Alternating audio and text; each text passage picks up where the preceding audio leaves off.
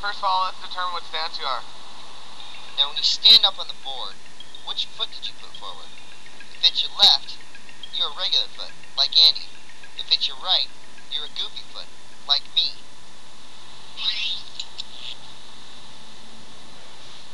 So now that we've determined if you're goofy or regular, let's talk about posture. Good posture. Good, thanks. Nice and vertical. Let's talk about it. Everybody has a different style of surfing.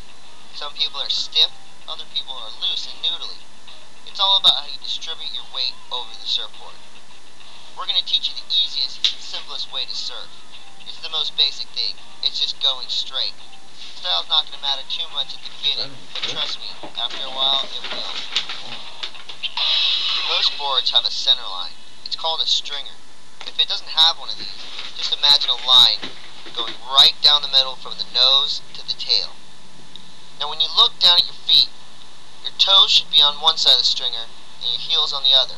Keep your feet under your shoulders and your knees bent.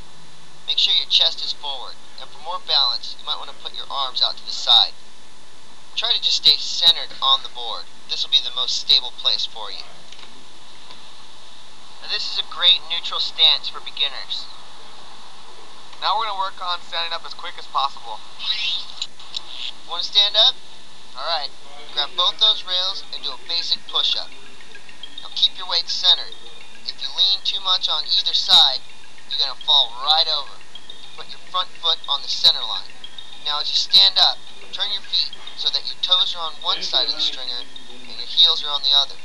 Assume the neutral stance you learned earlier. Toes on one side, heels on the other. Yeah, Chris, it's also important not to lock your knees. You want to remain flexible. When you look in the magazines, you'll see guys with similar stance. This is a functional and neutral stance that will help you later. At some point, the ride will end, and you'll need to paddle again. To lay back down, simply use your hands on either side of your front foot. Move your front foot to the tail of the board and lie down so your spine becomes the center line of the board.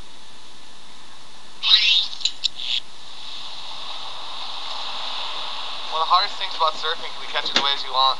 Bench could be a great tool to practice your paddling, like my friend Kote.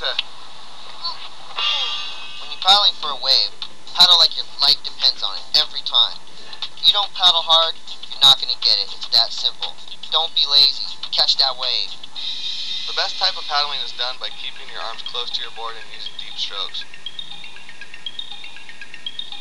Your hands are paddles, so make sure you keep your fingers together. Dig deep and paddle hard. Paddling is a tricep and back exercise. Once you stand up, bring your front foot up between your hands and under your chest. Let go of the rail, and now you're surfing.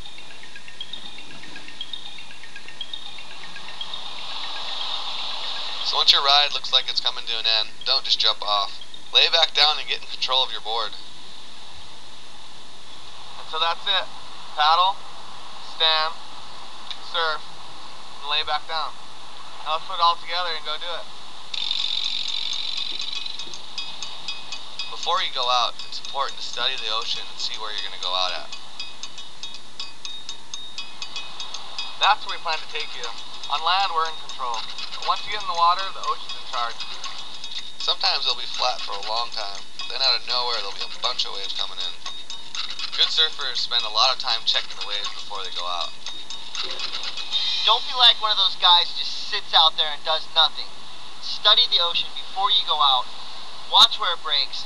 Get in the right spot. That way you'll be surfing in no time. So you ready to drop some science on these guys? Let's do it.